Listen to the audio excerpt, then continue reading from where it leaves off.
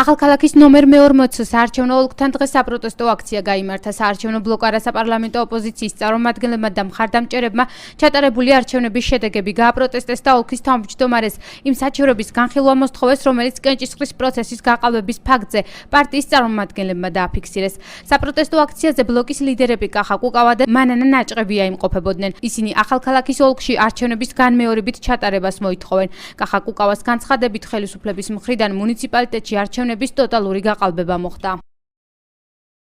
ახალქალაქში ტოტალურად გაყალბდა არჩევნები და გაყალბდა სწორედ ჩვენი არასაპარლამენტო ოპოზიციის მისამართით.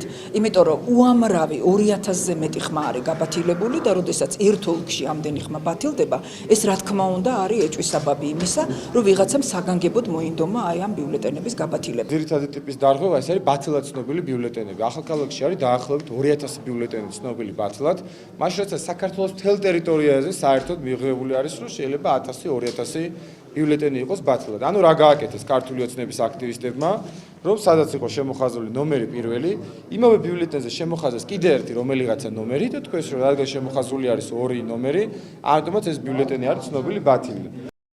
არასაპარლამენტო ოპოზიციის ახალქალაქის შტაბის წარმომადგენლები მედიასთან იმ დარღვევებზე საუბრობენ, რომელიც ოლქში 15 ივნისს დაფიქსირდა.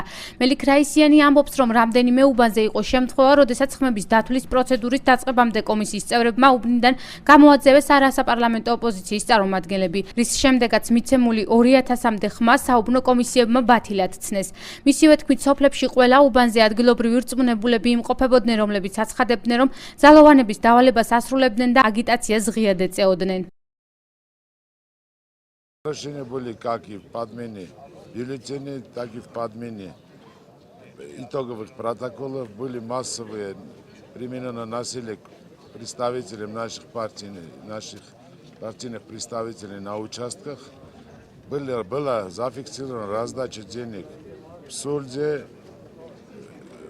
картиками. На некоторых участках мы это все зафиксировали.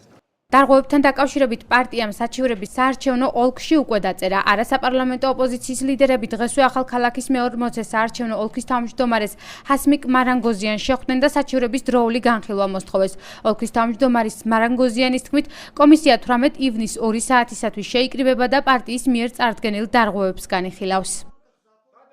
У них есть сомнение, что в некоторых участках выборы проведены итоги не точные, так скажем. От этой партии у нас было сачивари. Мы сегодня рассмотрели, ответили. Сегодня тоже получили 5 сачивари. Завтра в 2 часа у нас заседание рассмотрим. В рамках закона мы им ответим. А так, чтобы шуметь, кричать и ультиматумы ставить и угрожать, это уже очень неправильно и неэтично.